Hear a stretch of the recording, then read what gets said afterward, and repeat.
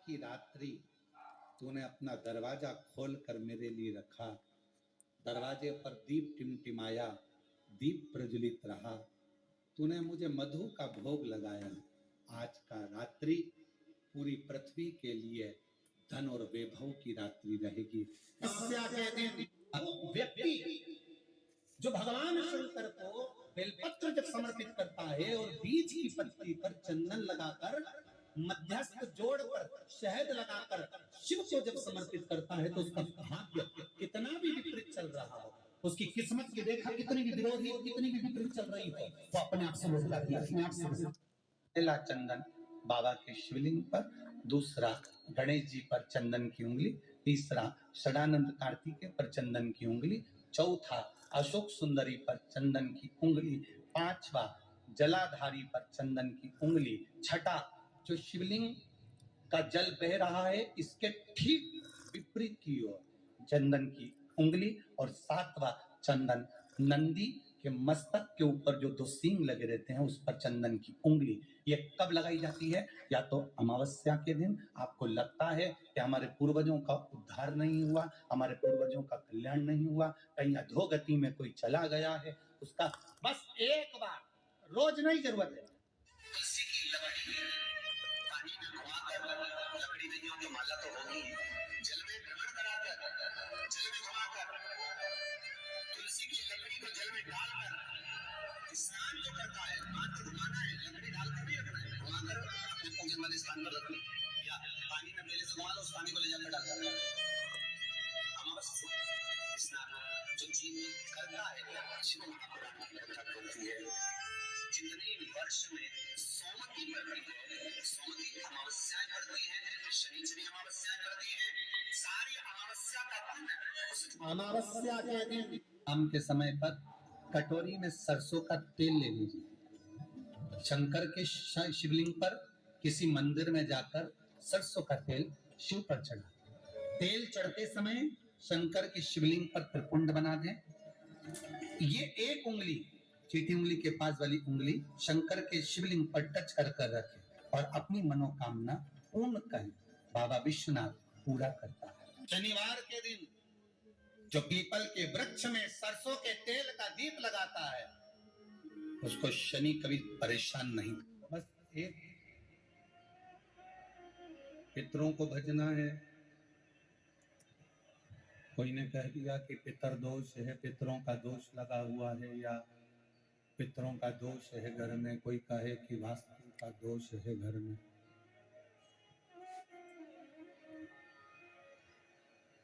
कोई कहे कि घर में काल सर्प दोष है।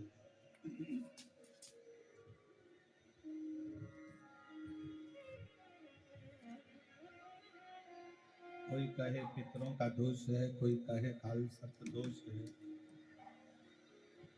कोई कहे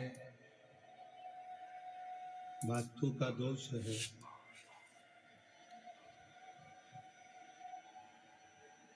ये सारे दोष अगर घर में लगे हुए हैं और यदि आप भगवान शंकर को एक लोटा जल समर्पित कर रहे तो दुनिया का कोई दोष आपको कभी भी नहीं लग सकता। वो सारे दोष अपने आप समाप्त हो जाते हैं शिव को एक लोटा जल। शंकर भगवान को एक लोटा जल समर्पित करना और वो जल एक विश्वास का होना चाहिए।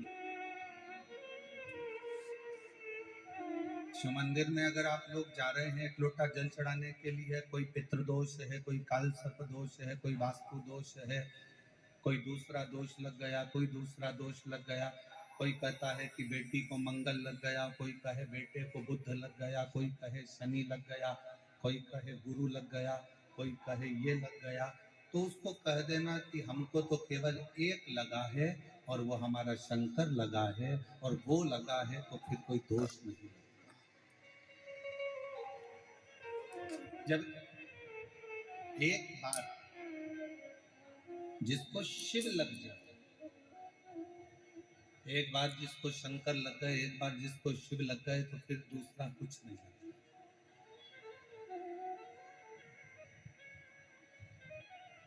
एक बार जो शंकर का हो गया, 3 तरह से मरे हुए व्यक्ति का मोक्ष नहीं है। पहले नंबर पर पानी में डूबकर मरे हुए व्यक्ति का मोक्ष नहीं। दूसरे नंबर पर सर्प के डसे से मरे हुए व्यक्ति का मोक्ष नहीं। और तीसरे नंबर पर स्त्री के हाथ से, नारी के हाथ से अगर कोई मरता है, उसका मोक्ष नहीं। पर शिव महापुराण की कथा एक बात बड़ी अच्छी कहती है हमारे।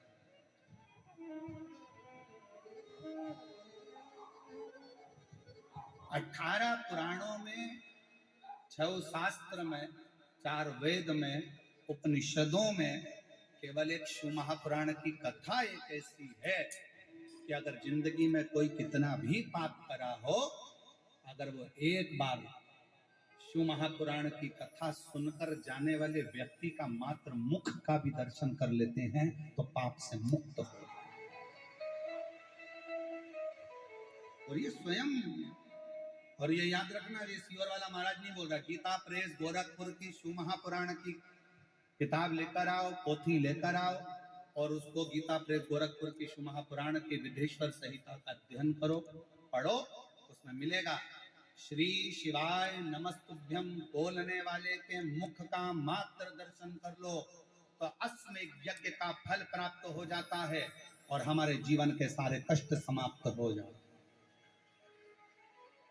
जिसके दरवाजे पर, जिसकी गाड़ी पर, जिसके द्वार पर, जिसके व्यापार पर भी अगर श्री शिवाय नमस्तुभ्यम लिखा होता है, और अगर कुछ बुरा होने वाला होता है, कोई बुरी खबर सुनाने वाला भी अगर आ गया, दरवाजे पर श्री शिवाय नमस्तुभ्यम लिखा है और आपने दरवाजा खोला, वो भले बुरी खबर सुनाने आया था और उसने पढ़ लिया और उसके मुख का आपने दर्शन करा, तो वो बुरी खबर भी अच्छे में ही बदल जाता है।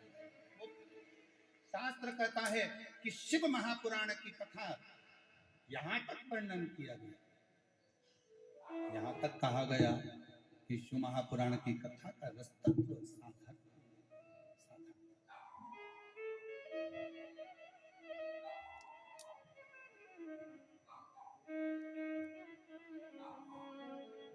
और मैंने तेरे ही भरोसे बाबा, तेरे ही भरोसे हवा बीच उड़ती जवानी बाबा, डोर हत्तो छठी रात में कटी। शिव महापुराण की कथा में, विदेश्वर संहिता में 3 चीजों का वर्णन किया गया। शिव महापुराण की कथा श्रवण कर कर अगर कोई निकल कर जा रहा है, उसके शरीर से छू कर हवा भी, वायु भी अगर निकल कर जाती है, और कोई कुंवारी अवस्था में, कोई अधोगति में मर गया, किसी के प्राण छूट गए, तो उन जीवों का कल्याण भी शिव पुराण की कथा के माध्यम से हो जाता। दूसरे नंबर पर विदेश्वर संहिता में लिखा गया, श्री शिवाय नमस्तुभ्यम, इस मंत्र का उच्चारण करने वाले के मुख का मात्र दर्शन कर लेने पर हमारे संचित पाप समाप्त हो जाते हैं और अश्वमेध यज्ञ का फल मिल जाता है। तीसरी बात, शिव महापुराण की कथा में कहा गया, आपके पास में स्वर्ण दान करने के लिए नहीं है, आपके पास में भूमि दान करने के लिए नहीं है, आपके पास में अन्न दान करने के लिए नहीं है, आपके पास में मुद्रा दान करने के लिए नहीं है, आपके पास में रत्न दान करने के लिए नहीं है, आपके पास में अगर जिंदगी में कुछ भी दान करने के लिए नहीं है, तो एक काम करो, एक बेलपत्री का वृक्ष कहीं पर रोपित करवा दो, कहीं एक बेलपत्री का वृक्ष लगवा दो, और बेलपत्री का वृक्ष की अगर बेलपत्र टूटकर किसी शंकर के मंदिर में, शिवालय में कोई भक्त चढ़ा देगा, तो आपको जीवन पर्यंत स्वर्ण दान, अन्न दान, मुद्रा दान, रतन दान, भूमि दान का फल प्राप्त होगा।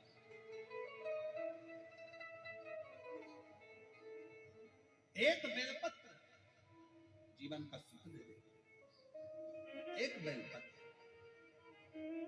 और कितना बेलपत्र का कितना महत्व।